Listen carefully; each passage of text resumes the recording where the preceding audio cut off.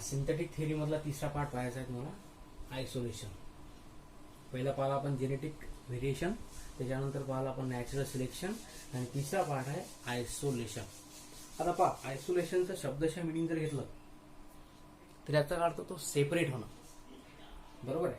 पण आता आपला मुद्दा कोणता आहे, आपल्याला फोकस करायचा आहे की एक पर्टिक्युलर पॉप्युलेशन आहे, बरोबर आहे. एक पॉप्युलेशन, त्या पॉप्युलेशन मध्ये असे कोणकोणते फॅक्टर्स आहेत का ज्याच्यामुळे काय होईल, कुठेतरी चेंजेस घडतील आणि व्हेरिएशन घडतील, हा आपल्याला पॉइंट पाहायचा आहे. मग आता आयसोलेशनचं इथं मिनिंग काय होते, एन्व्हायरमेंटल फॅक्टरच्या मुळे एक मेन पॉप्युलेशन आहे, बरोबर आहे. या पॉप्युलेशन मध्ये ग्रुप्स तयार होतात. The main population become divided or isolated किंवा सेपरेट म्हणू शकता तुम्ही. एका पॉप्युलेशन मध्ये काय झालं, डिव्हिजन, म्हणजे यातले जे नंबर ऑफ इंडिव्हिज्युअल आहेत ते सेपरेट झाले आणि त्यांनी स्वतःचे दोन वेगवेगळे ग्रुप्स बनवले. याला तुम्ही नाव द्या सब युनिट. एक झाला ए सब युनिट, दुसरा झाला बी सब युनिट. किंवा आपण असं नाव देऊ, जे पॉप्युलेशन होती मेन त्याला आपण ए नाव देऊन राहिलो, किंवा पी द्या, पॉप्युलेशनचा पी. त्यांनी स्वतःचे दोन गट तयार केले, एक P1 ग्रुप तयार केला, दुसरा P2 ग्रुप तयार केला. नाही समजलं, पहा. एका सिंगल पॉप्युलेशन मध्ये काय आहेत, नंबर ऑफ इंडिव्हिज्युअल, काय आहेत, नंबर ऑफ इंडिव्हिज्युअल. मग काही कारणास्तव काय झालं की यातले जे लोक आहेत हे दोन ग्रुपमध्ये डिवाइड झाले.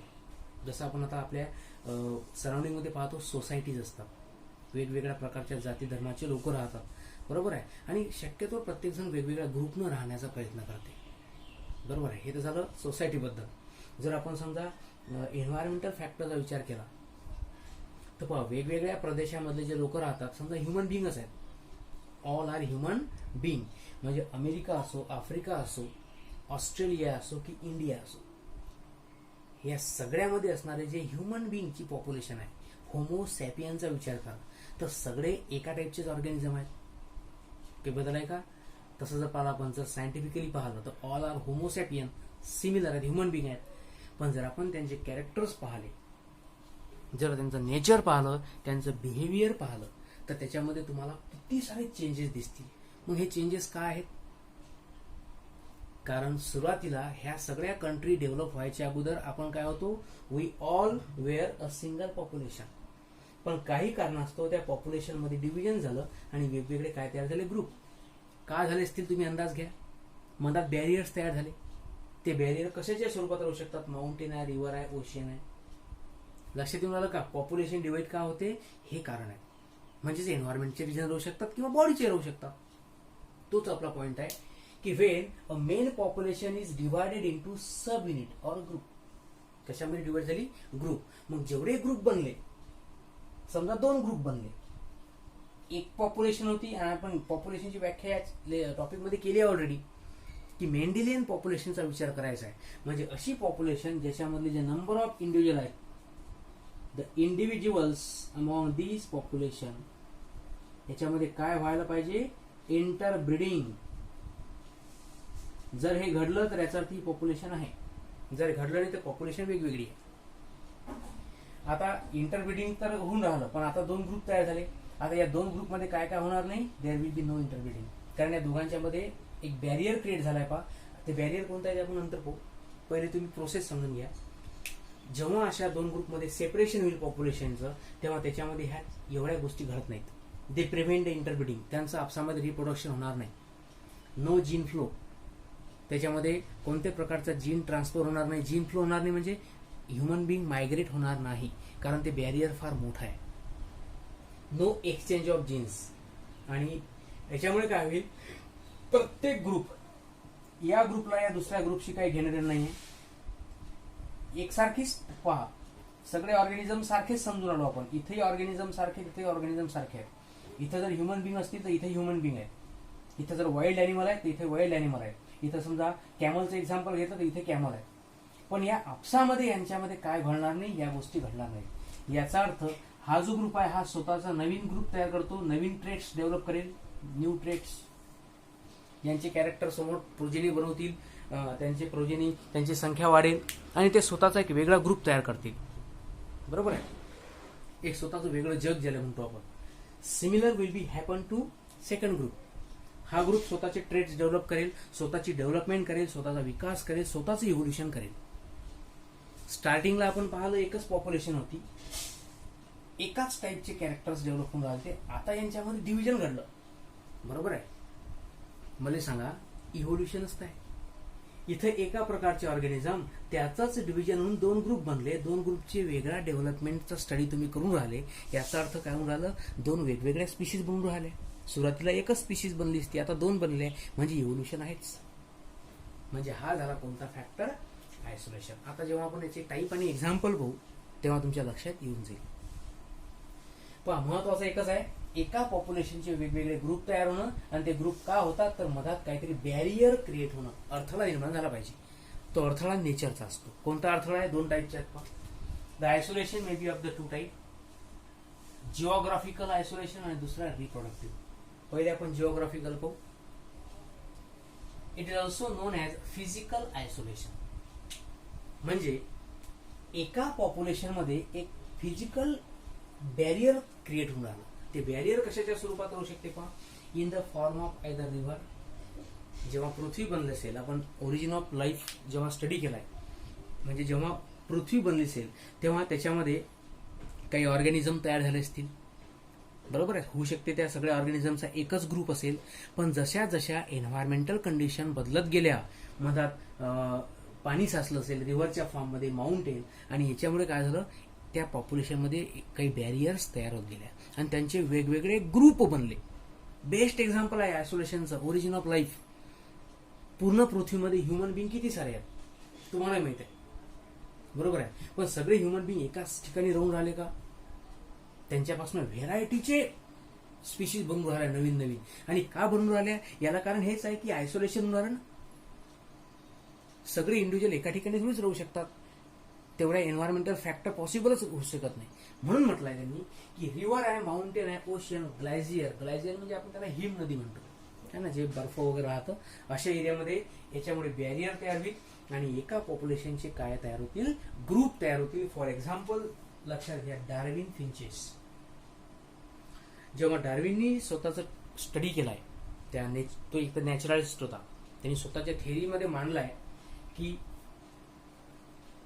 जिथून त्यांनी त्याचा प्रवास स्टार्ट केला, मेन लँड ज्याला म्हणतो आपण, आणि नंतर त्यांनी त्या पूर्ण स्टडी केला त्या जिओग्राफिकल कंडिशनचा, आणि ही ट्रॅव्हल टू गॅलापागोस आइसलँड. या लँड मध्ये काय प्रेझेंट होते, फिंचेस. फिंचेस म्हणजे काय, गाणारा पक्षी, है ना, बर्ड, सिंगिंग बर्ड ज्याला म्हणतो आपण. तर इथेही बर्ड्स आहेत, इथेही बर्ड आहेत, इथे फिंचेस आहेत, इथे फिंचेस आहेत. मग जर आपण पाहिली पॉप्युलेशन ऍक्च्युली एकच आहे, पण बॅरियरच्या मुळे काय झालं, त्यांच्यामध्ये दोन ग्रुप तयार झाले. बरोबर आहे, फिंचेस, इथे फिंचेस. मग फरक काय, त्या दोनही टाईपच्या फिंचेस मध्ये डिफरन्स कुठं होतो माहिती आहे काय, the difference was in their beaks.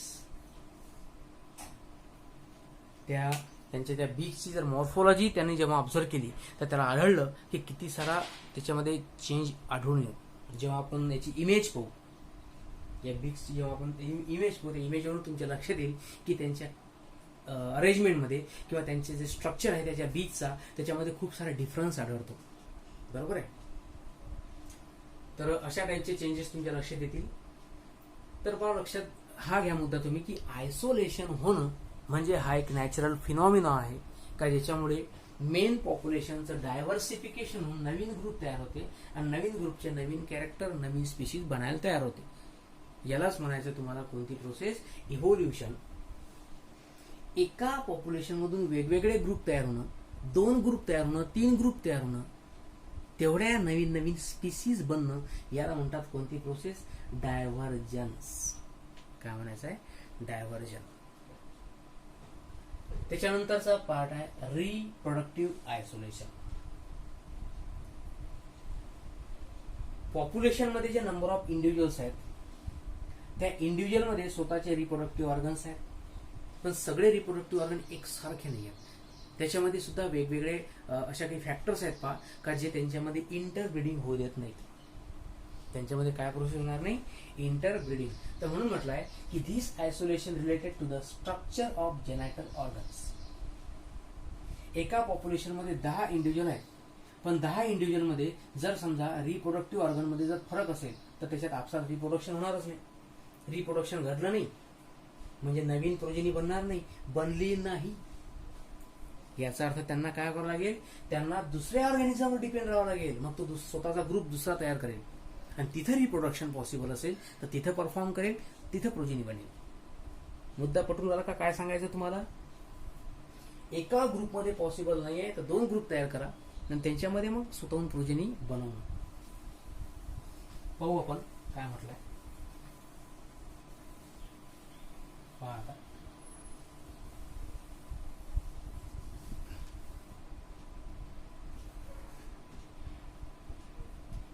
एका पॉप्युलेशन मध्ये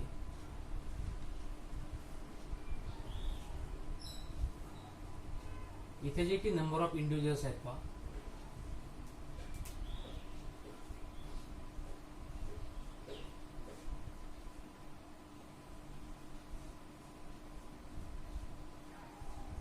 हे सगळे एकच आहेत. पण यापैकी सपोज काही लोक जे आहेत, suppose among these people they have different structure in their genital organ. त्याच्यामध्ये थोडेसे डिफरन्सेस आढळले, बरोबर आहे, होऊ शकते. आता ते कसे, त्याचे फॅक्टर्स खाली दिले आहेत बरं. त्यांच्या स्ट्रक्चरल अरेंजमेंटमध्ये थोडासा डिफरन्स राहू शकतो. त्याच्यानंतर ऍक्च्युली स्ट्रक्चर सगळ्यांचे सारखे राहतील पण त्यांचा मॅच्युरिंग टाइम वेगवेगळा राहू शकतो, बरोबर आहे. बिहेवियर वेगवेगळं राहू शकतं, डिझायर वेगवेगळी राहू शकते. तर एका मेन पॉप्युलेशनच्या काही इंडिव्हिज्युअलमध्ये जर समजा जेनायटल ऑर्गनच्या संबंधित काही डिफरन्स आढळला तर हा जो ग्रुप आहे 4 लोकांचा, हा यांच्यासोबत इंटरब्रीडिंग करणार नाही. म्हणजे या एका पॉप्युलेशनचे काय तयार झाले, 2 ग्रुप तयार झाले. तर आपण नाव देऊ, एक P1 ग्रुप तयार झाला, दुसरा P2. या 4 जणांचा हा ग्रुप बनला, बरोबर आहे. आणि हे जे बाकीचे लोक आहेत यांचा P1 ग्रुप आहे. हे आता आपसामध्ये रिप्रोडक्शन करू शकतात कारण याच्यामध्ये रिप्रोडक्टिव्ह ऑर्गन मध्ये सिमिलॅरिटी आहे. याच्यामध्ये या ग्रुपमध्ये आणि या ग्रुपमध्ये नाहीये. मग यांचे 2 ग्रुप बनले, दोघांचे वेगळे जनरेशन, वेगळ्या प्रोजेनी आणि हळूहळू नवीन स्पीसीज पण बनेल. हे आहे रिप्रोडक्टिव्ह आयसोलेशन. मग आता अशा कोणकोणत्या गोष्टी आहेत, महत्वाचा मुद्दा आता आहे, असे कोणकोणते फॅक्टर्स आहेत की जे एका पॉप्युलेशनमध्ये असणाऱ्या इंडिव्हिज्युअलमध्ये रिप्रोडक्शन होऊ देत नाही, काय इंटरब्रीडिंग होत नाही. तर त्याचे रिझन आहेत पहा 2 टाईपचे. एक आहे प्री मेटिंग और प्री झायगोटिक आयसोलेशन, म्हणजे इंडिव्हिज्युअलमध्ये मेटिंगची प्रोसेस व्हायच्या अगोदर किंवा झायगोट बनायच्या अगोदर काय असू शकतं का ज्याच्यामुळे ते इंटरब्रीडिंग करत नाहीत. पहिला आहे हॅबिटॅट किंवा इकॉलॉजिकल आयसोलेशन. यांचा एक जिओग्राफिकल एरिया आहे पण सगळ्यांची फिजिकल प्लेस सारखी नाही आहे. एक फॉरेस्ट आहे, एका फॉरेस्टमध्ये असणारी समजा एक पॉप्युलेशन असेल, बरोबर आहे, समजा लॉयन, पण ते सगळे लॉयन एकाच ठिकाणी राहून राहिले का, प्रत्येकाची राहण्याची जागा वेगवेगळी असेल. याचा अर्थ एव्हरी इंडिव्हिज्युअल किंवा त्यांचे जे ग्रुप असतील 3-3, 4-4चे ग्रुप, बरोबर आहे, तर प्रत्येक काय करतात, they are living in the group आणि प्रत्येक ग्रुपचं हॅबिटेट काय असेल, वेगवेगळं असेल. हॅबिटेटचा अर्थ काय होतो, it is the physical space occupied by an organism. म्हणजे मुद्दा क्लिअर करायचा तुम्हाला की जर समजा members of population living in the same geographical region but occupy separate habitat.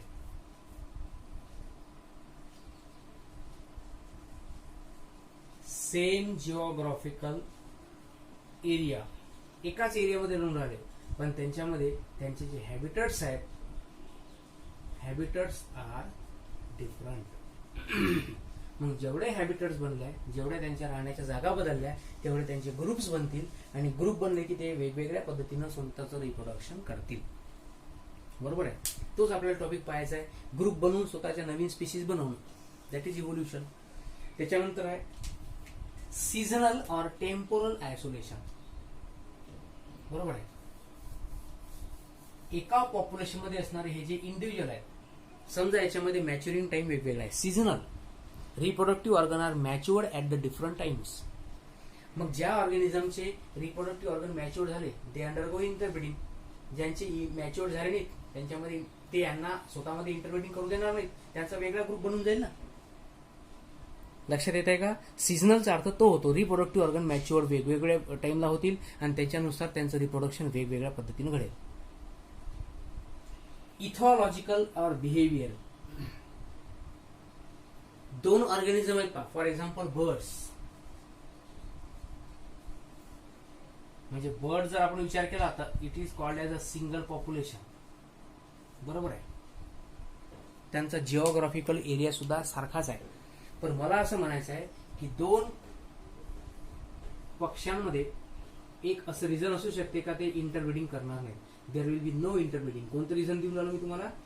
इथॉलॉजिकल किंवा बिहेवियर.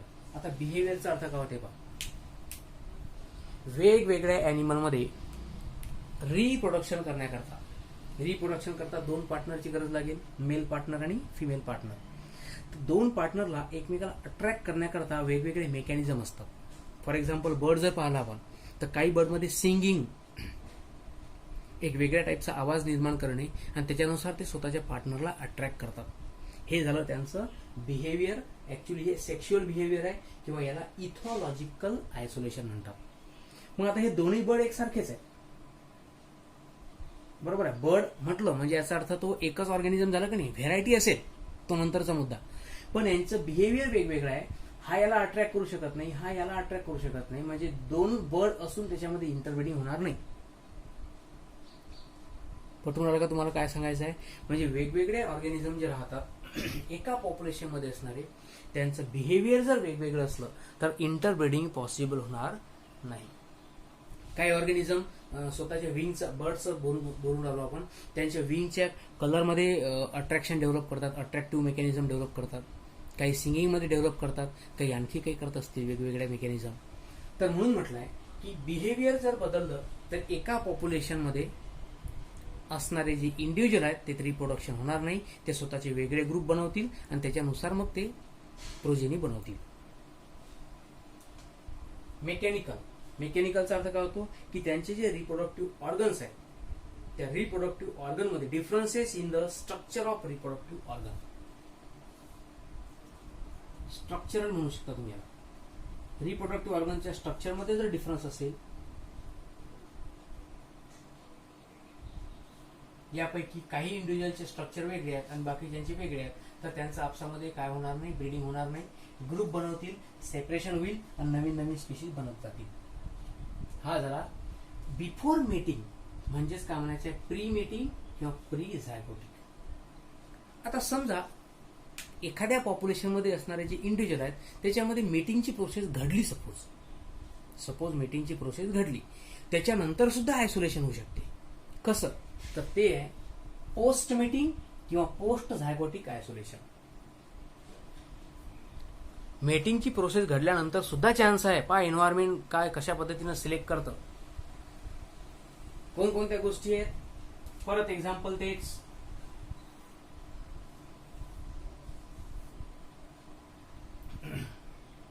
हे एक पॉप्युलेशन आहे, नंबर ऑफ इंडिव्हिज्युअल्स, बरोबर. आता पहा याच्यापैकी पहिलं पाहू आपण गॅमिट मॉर्टॅलिटी. आता समजा हे जे इंडिव्हिज्युअल आहेत, समजा एवढे इंडिव्हिज्युअल हे, याच्यामध्ये मीटिंगची प्रोसेस घडली. ही आहे मेन पॉप्युलेशन. ही काय? Main population. मेटिंगची प्रोसेस घडली, पण मेटिंगच्या प्रोसेसच्या दरम्यान आपल्याला माहित आहे त्याच्यामध्ये काय प्रोसेस घडत असते. गॅमिट ट्रान्सफर होतात, मेल आणि फिमेल गॅमिट. पण यांनी काय म्हटलं आहे, गॅमिट मॉर्टॅलिटी. एक तर मेल किंवा फिमेल गॅमिट पैकी कोणता तरी एक गॅमिट जो आहे तो काय झाला, इट बिकम डिस्ट्रॉय.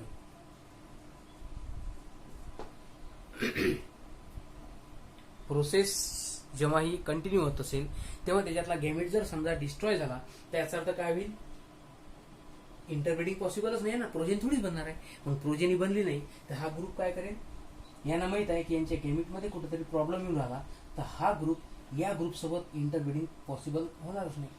मग हा काय करेल, हा आपसामध्ये मीटिंग करेल. कारण यांच्या आणि यांच्यामध्ये जर मीटिंग घडलं तर गॅमिट डिस्ट्रॉय होऊन राहिले. मग हे काय करतील, वेगळा ग्रुप तयार करतील आणि मग तिथं त्यांची प्रोजेनी बनवतील. Second zygote mortality. आता समजा यांच्यामध्ये मेटिंगची प्रोसेस घडली आहे, गॅमिटी ओके आहे, झायगोट बनला, पण सपोज तो झायगोट डिस्ट्रॉय झाला म्हणजे प्रोजेनी बनणार नाही. शेवटी आला तेच. तिसरा हायब्रिड स्टरिलिटी, झायगोट बनला, डिस्ट्रॉय नाही झाला, तो सर्वाइव्ह होता, टिकून राहिला, पण तो स्वतःची जनरेशन बनवू शकत नाही. आणि प्रोजेनी बनलीच नाही तर इनहेरिटन्स स्टडी कसं कराल, व्हेरायटी कशी स्टडी कराल, व्हेरायटी स्टडी नाही झाली तर इव्होल्युशन कसं घडेल. म्हणजे ह्या सगळ्या कंडिशन्स आहेत. कोणत्या कंडिशन मी तुम्हाला एकदा ओव्हरव्ह्यू करून देतो. इव्होल्युशनची प्रोसेस सगळ्यांच्या लक्षात येणं फार आवश्यक आहे विद्यार्थी मित्रांनो.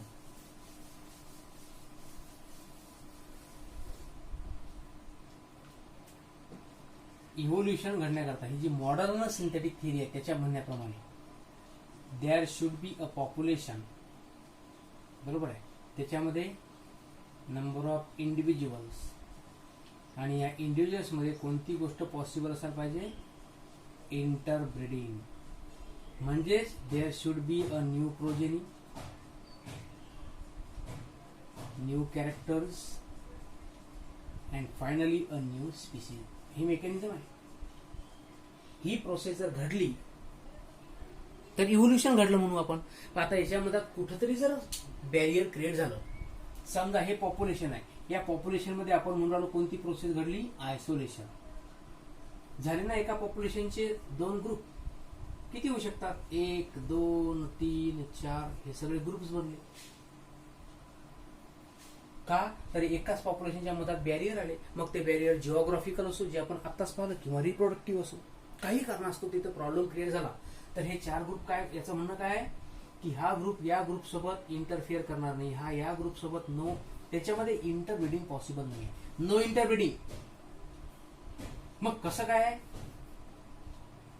या ग्रुपमध्ये इंटरब्रीडिंग होणार नाही, पण एका ग्रुपमध्ये असणारे जे इंडिव्हिज्युअल आहेत ते तर आपसात इंटरब्रीडिंग करू शकतात. मग हे स्वतःची प्रोजेनी बनवतील, न्यू ट्रेट्स म्हणजे न्यू स्पीशीज. इथं पण नवीन स्पीशीज बने, इथं पण नवीन स्पीशीज, इथं म्हणजे ऍक्च्युली एका पॉप्युलेशन पासून जे स्पीशीज बनणार होती त्याच्यापेक्षा आता वेगवेगळ्या 4 स्पीशीज बनून राहिले. म्हणजे आता इव्होल्युशन घडलंय. म्हणजे हे महत्वाचं आहे का पॉप्युलेशन मध्ये आयसोलेशन घडलं पाहिजे, आणि घडलं तर त्याच्यापासून हळूहळू नवीन स्पीशीज बनतील, बरोबर. अशा पद्धतीनं मॉडर्न सिंथेटिक थिअरीमध्ये असे वेगवेगळे पॉइंट त्यांनी एक्सप्लेन केले आणि प्रूव्ह केलं का evolution it is affected by the genetic variation, natural selection, आणि तिसरं म्हणजे आयसोलेशन. ओके,